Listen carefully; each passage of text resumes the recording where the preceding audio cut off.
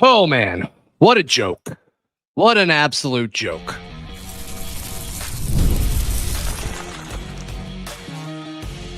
You are Locked On Auburn, your daily podcast on the Auburn Tigers. Part of the Locked On Podcast Network, your team every day. Yes. Welcome on into this special live edition of Locked On Auburn. I'm your host, Zac Blackerby. Thank you so much for making us your first listen every single day. Auburn falls to Georgia 20-10 in what was the worst officiated game I've ever seen. But that's really not the issue. We will spend time talking about it because it could have helped.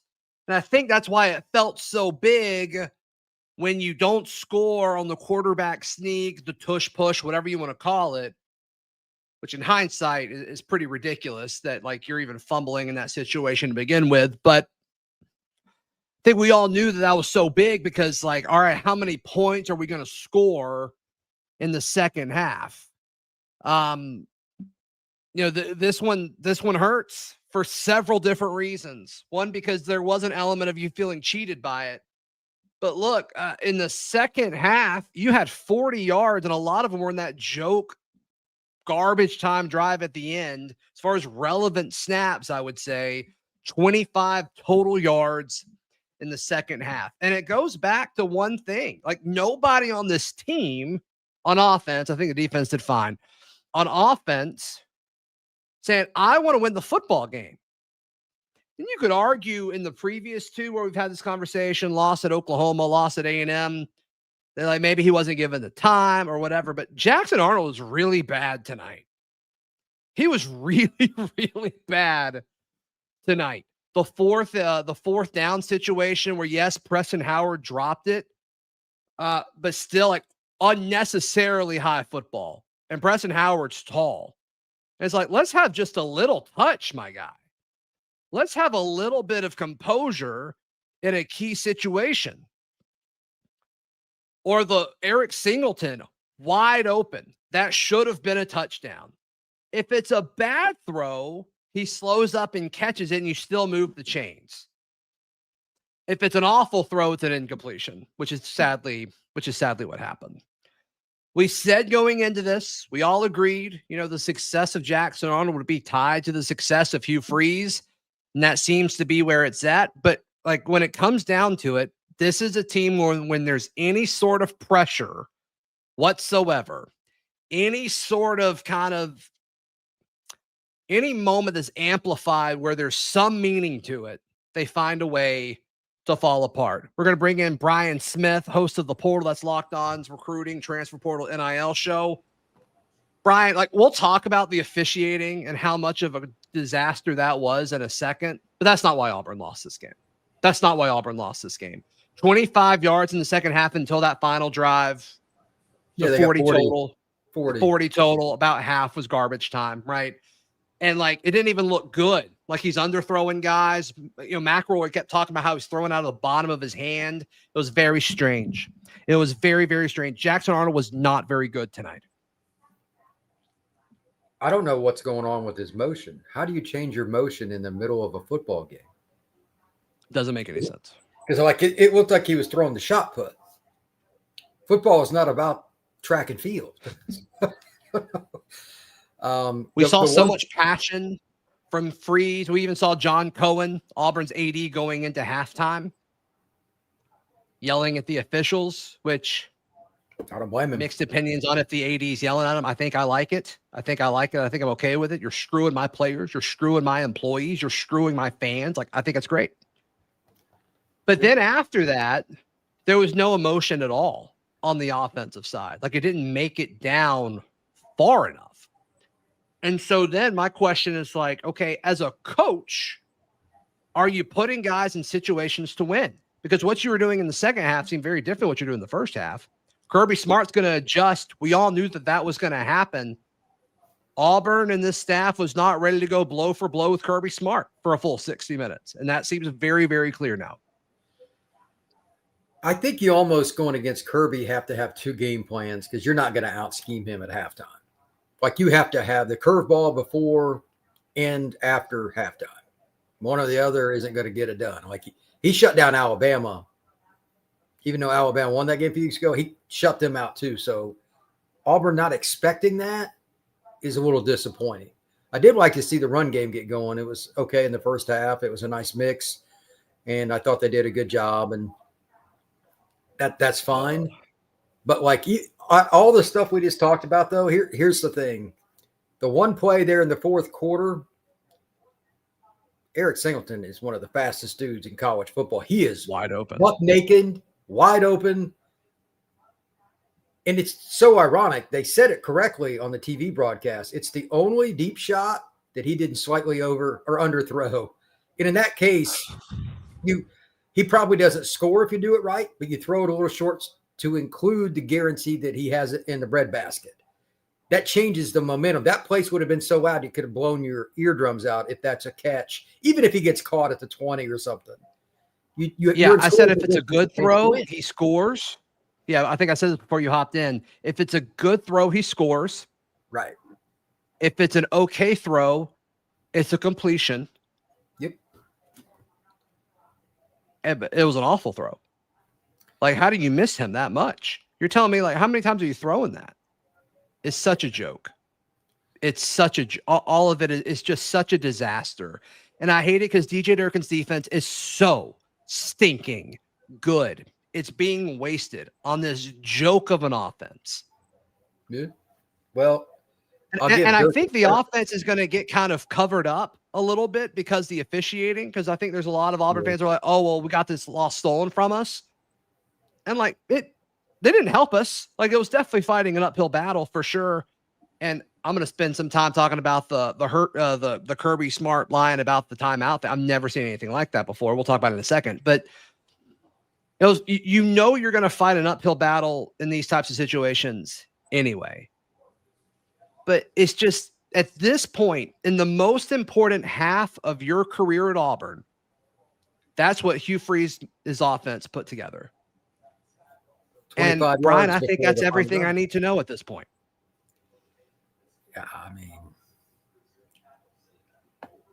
I don't know what to say. Like at the end, McElroy said something that was interesting because I had to think about it. I haven't come up with an answer yet. He goes, I don't know if I've ever seen a game flip this much, this dramatically ever.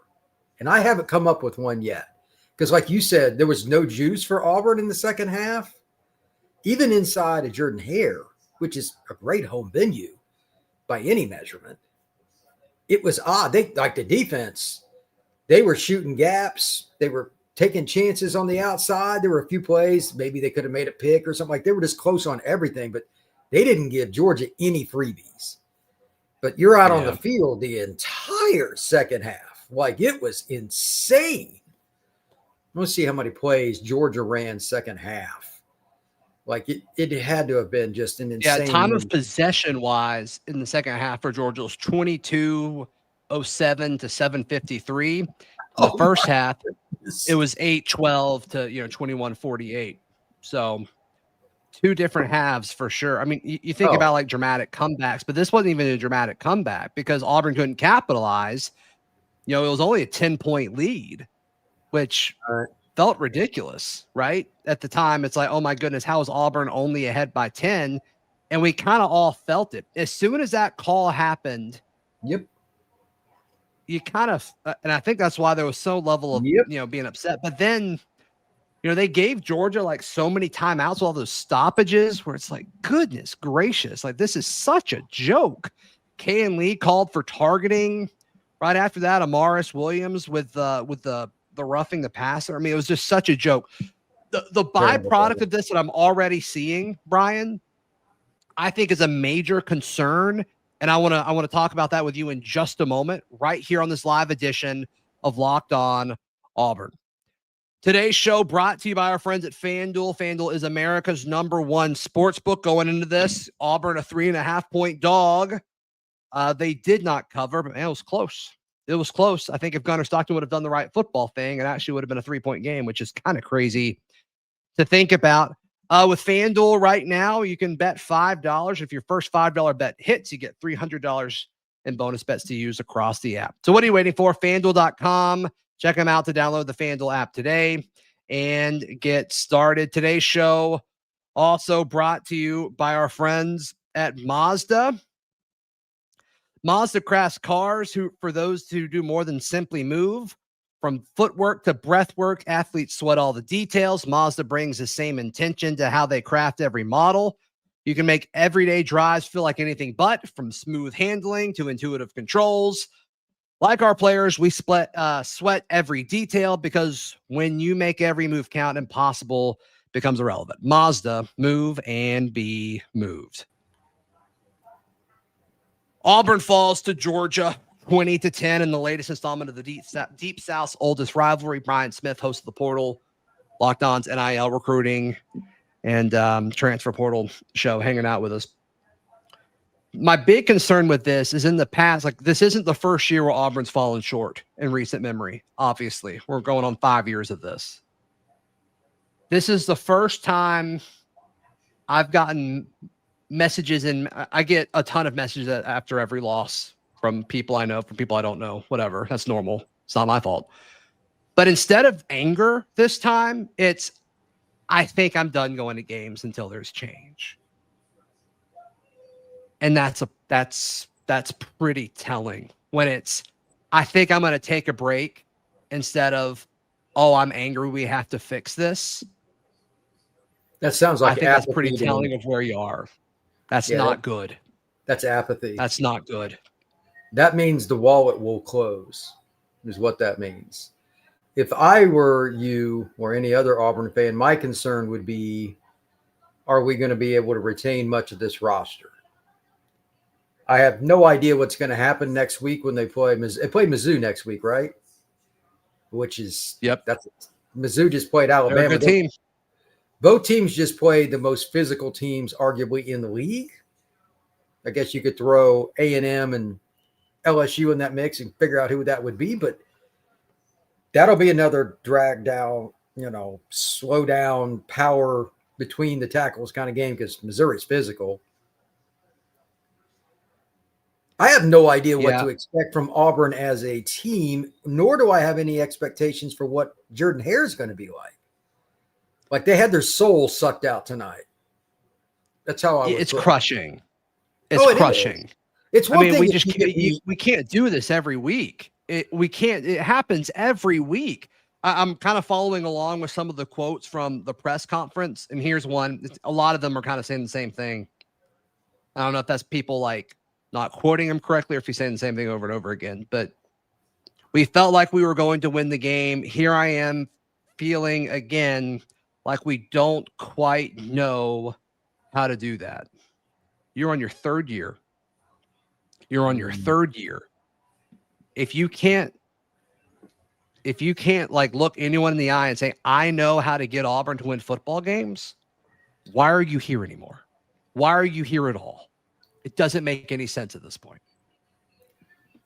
I can't really disagree with that. I don't know what used buyout and all that other stuff is, but who you're going to hire is always the conversation piece. And I'm sure you and I will have that numerous times in the next 2 months, but yeah, I kind of feel bad for the players. Ryan, I'm split on the firing thing, because like, who do you hire? Like, there are people out there, right? Like, there, sure. I don't even want to get into that, but like, there are people out there that would want the Auburn job. Right. It's hard, but it's still a good job. It's a difficult job, but some people may like it even more because of that, if you've got the right kind of person, the right fit. So like, I'm not worried about that. Sure. And the resources and the money and what you get paid, all of that. Where I have an issue with that discussion is, one, like, I don't know if I really agree with midseason hirings that much, or midseason firings that much. This one's a little different. Like, if John Cohen truly believes DJ Durkin is a candidate, okay, let him be interim. But then you're in a sticky situation where, like, you have no choice. If he beats Alabama at the end of the year, I think you have to hire him. Are you okay with that? You have to make that decision going into it. I think that's tricky. But the other aspect of it is, I don't love calling for anyone's job. But to call for Hugh Freeze's job when I picked them going into the season to lose these 3 games, Is that right? Is that like, I don't think many people expected Auburn to win tonight. Like, but this is the groundbreaking, like the line in the sand. Now you can look at the production or lack thereof in the second half, 100%. But at the end of the day, if he would have won, let's say they don't have that scoring touchdown and maybe, they missed that kick and you somehow win this game 13-10 or something. This is a results-based business. If he finds a way to win the game and they have 25 yards or 40 yards in the second half, like most people aren't going to care. They'll talk about it after the fact, but like they're not going to care. And so I have a hard time really kind of saying like, because he lost this game, it's time for him to go. It looked terrible. It looked bad against Oklahoma. It looked bad against Texas A&M. You have this bye week where you clearly prep for the first half and not the second half. And so like, it's not a well-coached football team, but do you do it now? Is that different than doing it at the end of the year? I don't think know. You have to ask your question, Ben. Is it a Durkin situation? That's the question. Because if he's a true candidate, I don't have a problem with it. And I know how this stuff works behind the scenes. I can just tell you, as somebody that deals with people with NIL and off the record stuff, I guarantee you there are defensive players that are ready to get the heck out of Dodge. Because like, why would you want to go out there and put your heart and soul on the line every week and get hosed? Yeah. I think it's safe to say the players like Durkin because they play hard for that guy. What would Auburn's defense be, Zach, if they had an offense that scored conservatively 24 points in every game? Because you'd be on the field, Wes, because it takes more time to score. And, they'd be a top 12 defense. Since the Baylor game, they sucked in the second, had some problems. But since the Baylor game, they've been really good. Great. Yeah. I think Auburn's 12-1 in games where they scored 24 or more points. Under you, wouldn't doubt it. Either 12-1 or 13-1. I'm pretty sure. That's a really low bar to hit, too. Let me know. I think about the roster that you have and how many guys in 4 years you and I will be doing this show. And you'll say, Brian, remember that team in 25? We had 7 guys that got drafted or whatever off the offense, but we couldn't score. Like a few of the linemen will get drafted. All the receivers will get drafted. Like conservatively, 4 or 5 guys are going to get drafted. The O-line is so strange because I think they're all good, but there's going to be 4 plays where there's a guy they don't block. The mental error thing, like CJ, the linebacker, he came through on one of them, just an A-gap blitz. The guard, he just ran right by him. I mean, that is not on Jackson Arnold. That is not on Jackson Arnold. That's not.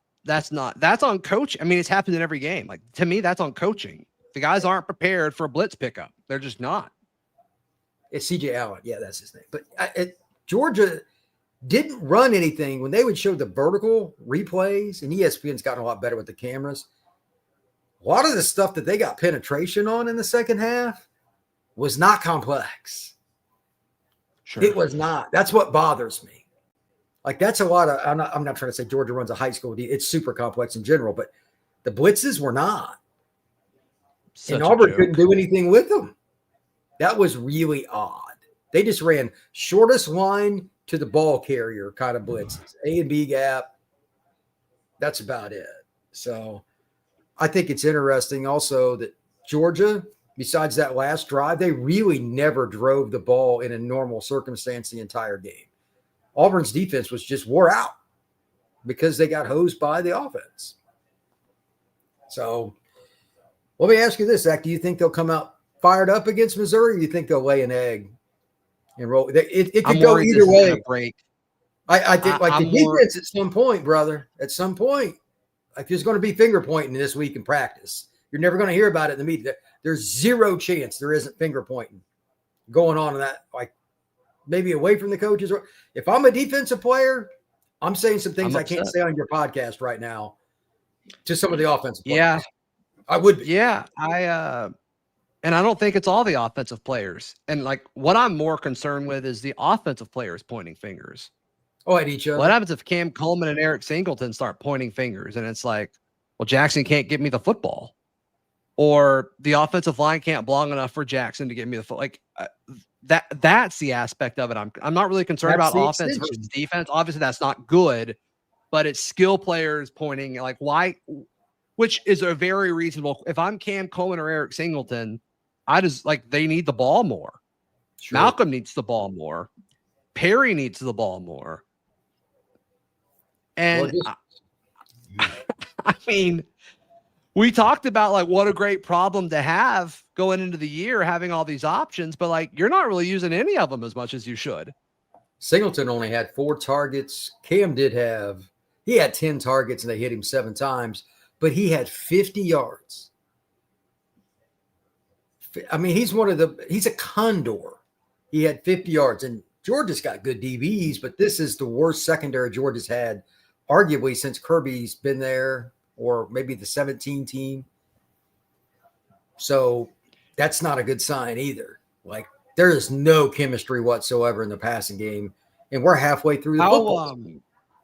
How deep into like quarterback change conversation do you get amongst the coaching staff tonight if you're Hugh Freeze and this offensive staff? I'm sure that's already transpired. I'll be one step ahead of you. From my experience, there's always 1 or 2 people that argue on staffs that they're human. We should do X, we should do Y. It's obvious, though, that the head coach is all in on Jackson Arnold because he hasn't even played Deuce in a package, which between Brian, you and me is every post game home and away, when Hugh Freeze does his post game presser, Jackson is sitting next to him. And that's just so interesting to me. Like Peyton didn't do that. Peyton Thorne didn't do that last years. I don't think Peyton and him were very close, if you know what I mean, but that's another story all to itself. I understand. So, yeah. So like, what does that mean? I think you're right. And a lot of people in the chat are saying Deuce time. We saw like a few weeks ago where Ashton got promoted. Ashton Daniels is the one getting reps with the second team. He hopped Deuce in that pecking order. But if you're trying to keep people from transferring at this point, then does that change your strategy a little bit? I don't know. I don't want to mail the season in yet, though, Brian. Like I picked Auburn to go 8-4, which is what the most common. Yeah, you can still do that. Absolutely. And I picked them to lose these 3 games. Like I don't want to give up yet. It's how you biggest lost. Frustration. Correct. How we're losing is crushing 100%. Yeah. My biggest, I don't want to say fear, that's dramatic, but like if we were to bench Jackson for Deuce or Ashton and have a more conservative offense that, maybe use their legs a little bit more, quick reads, and if that's not there, go, use your legs. But then I'm like, well, why don't you just do that with Jackson? You made a key word in that sentence, though, that is paramount for every quarterback, and that's read. I think he is very tentative for whatever reason. And then at the end on that last drive, like that first slant, had no business throwing it, and it should have been picked by the UGA player. It wasn't anywhere near the Auburn intended target.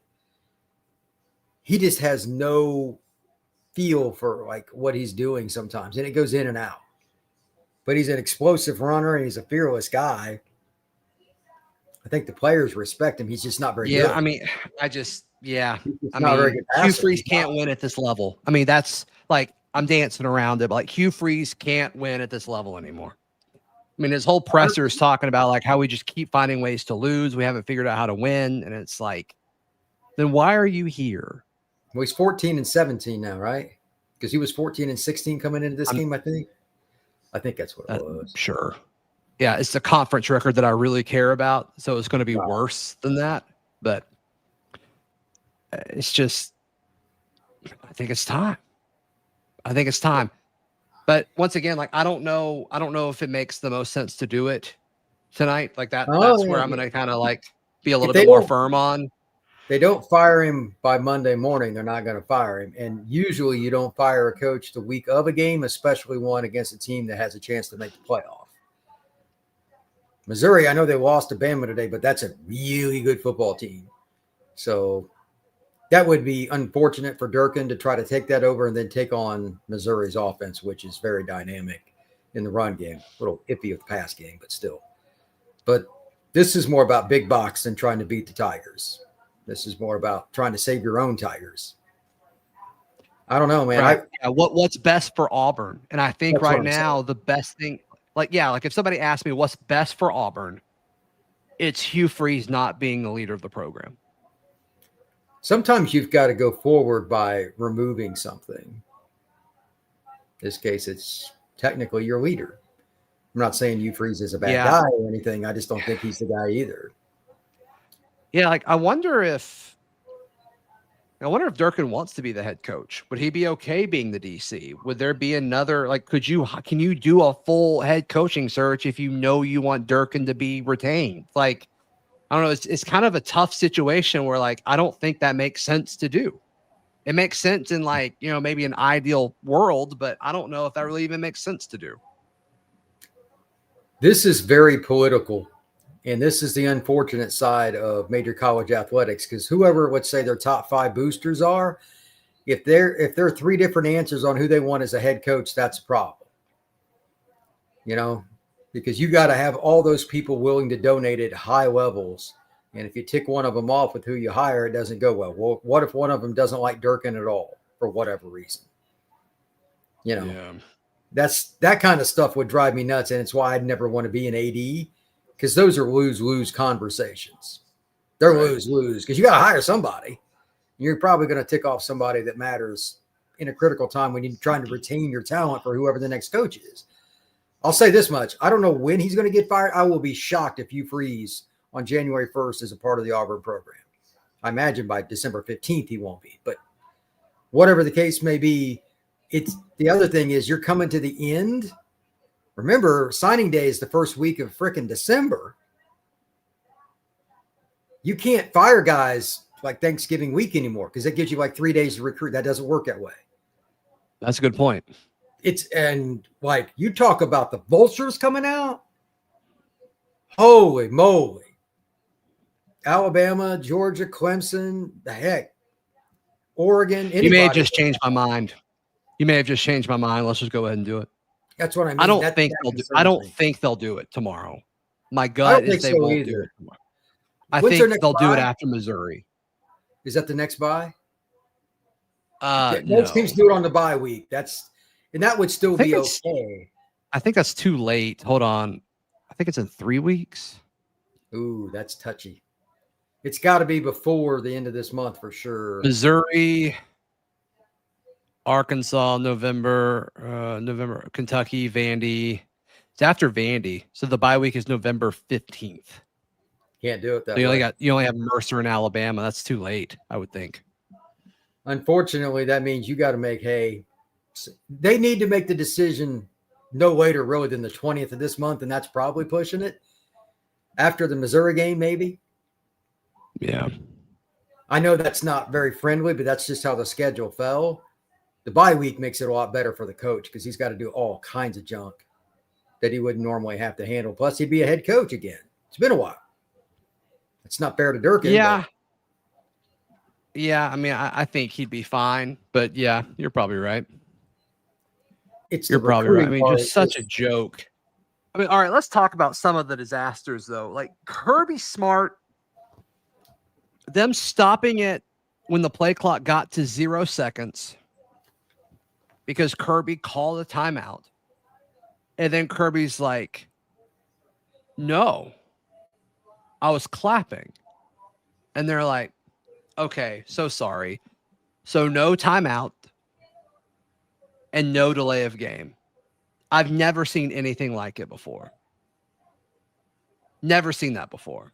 They just believed him. And then they went back on the broadcast and showed he's yelling. You can tell he's clearly saying, timeout, timeout. It's unreal.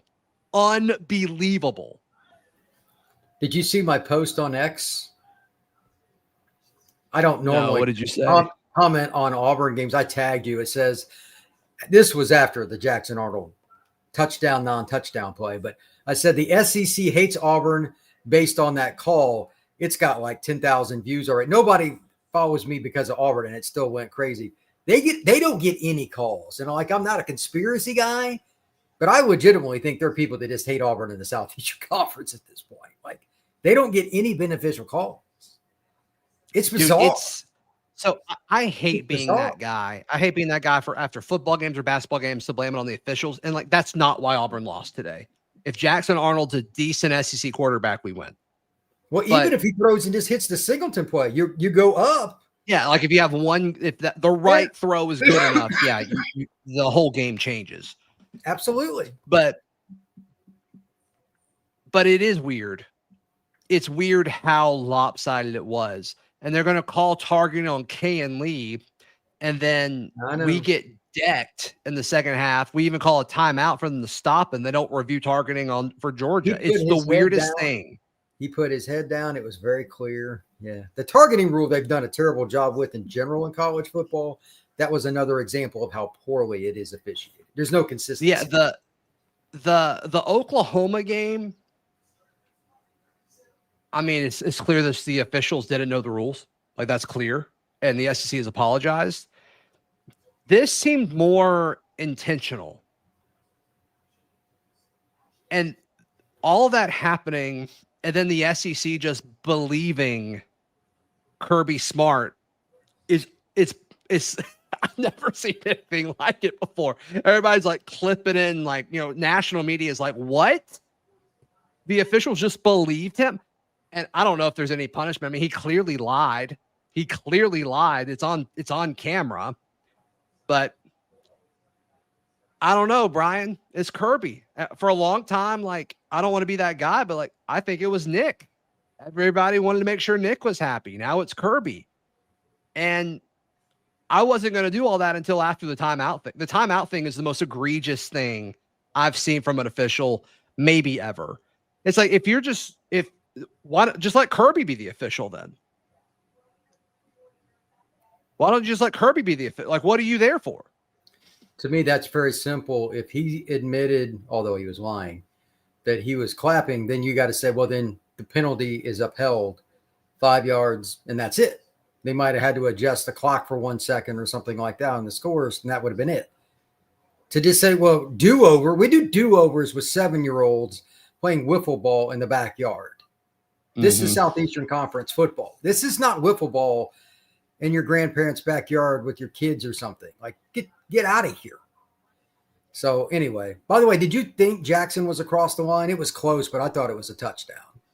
Okay. I mean, he was starting to lose the ball, but I didn't think there's stills that people have, like, drawing the line. Did you see the picture where Georgia was offsides on that play? Did you see that? I did not. Hold on. Was it lined up, or did somebody start to jump and just try to guess the snap count? Hold on. I think I've got it right here. Is this it? Once it uploads, I'll put it up. But it's just like such a disaster. And there's a few people saying, like, we're talking about the wrong stuff. I mean, we just talked about Jackson for 30 minutes. So we're going to talk about the officials for a second, because that is going to be a big narrative coming out of this, is just how bad, this whole disaster was. Yes. Do you think, boy, this has got to be embarrassing for them, but I don't know what else they could do. Yeah, that's, I mean, the guy's hand is over the ball. Okay, that's ridiculous. Look at that. It's not Isn't even that crazy? Close. It's not even close. Isn't that unbelievable, bro? Like, what? Wow, that's not even competitive. I don't know. That's weird. But do you think this dead serious? Because you've got to do things from an official capacity. When there's an egregious misstep in officiating, MLB or anything else, they have a statement. How do you address this? Yeah. Because the Kirby thing's one. That right there is bad. I hadn't seen that. The call, like, there's no way they can address it, but it would be the second time you admitted Auburn got screwed. If you want to hear conspiracy theories, they don't want that out there because they don't want the sports books getting nervous that people think it's getting fixed against Auburn. Whether we like it or not, gambling really matters on football Saturdays. I think that is a problem that they're going to have. Well, I mean, I think that's the big conspiracy theories on, like, is that involved in it? And like, I'm not ready to go there because the Auburn covered against Oklahoma. Yeah, that was So really close. They I don't almost know if did that go would there. have made sense. I don't know. Yeah, it was 6.5. They lost by 6. Am I remembering that correctly?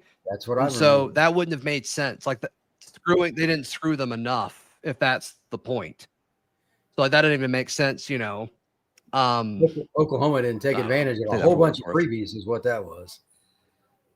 Oklahoma should have won by 30. Yeah. Well, then they got balls. embarrassed today by Texas. Like, how good is Oklahoma? I don't even know. Their defense is good, but they're like Auburn. They can't move the ball. Sure. Yeah. So I'm fascinated by what the response will be from the Auburn fan base, not by anger. We lost by 7. The line was 6.5. We did not cover. So never mind. I was trying to defend them. I was trying to defend them. Maybe not. Thank y'all for that. But how the money is impacted. Some of that by boosters. I've been told that big money is being less willing right now because they want to see, and this isn't going to help.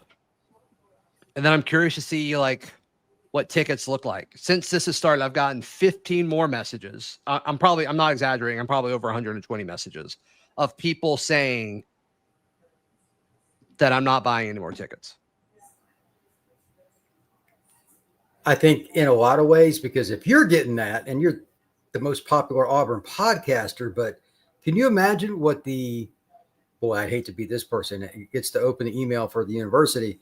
The people in the ticket office, they got no chance on any sport, because if Auburn football is failing, the other sports will suffer. That's just how it works. Fairly or unfair, it'd be the same at Georgia or LSU, whatever. If we're not winning at football, you're not getting my money. That's how it works. Yeah. And when it's painful, that adds a little more salt to the wound, as the saying goes. So I'm pretty sure that just to go back to something you mentioned a little bit ago, about the only way you could get Auburn fans excited, and that this won't happen, is if Deuce was in the starting lineup. That's it. Or any sort of change. I think if they made a change, it would be Ashton. I don't think it would be Deuce. I'm not saying you're wrong. I don't think the fans are excited about that, because he's a graduate student with a low ceiling. They want to see the long-term future. I'm not saying they wouldn't root for Ashton or whatever. I get it. They want to see the guy that's got NFL potential behind center. The next game, if they get down even 7-0, like the offense has a 3-and-out and Missouri scores, or there's a pick six or something, the boos will be the lead in on SportsCenter. It'll be like that. Mm-hmm. So how do you? I don't think they'll make a quarterback change. I think Hugh Freeze made a decision with Jackson, and he knew this is either going to work or we're going to go down together. And that's kind of been the case. So brutal stuff. All right. I'll have a show up tomorrow morning. It'll be up in like less than 4 hours on audio. It'll be up at 7 on YouTube. Brian, how can people check out everything you've got going on? I didn't have a very fun show on Locked On Seminoles today. I can assure you that. You don't lose to Pittsburgh at home. They all really fell off. That's kind of crazy.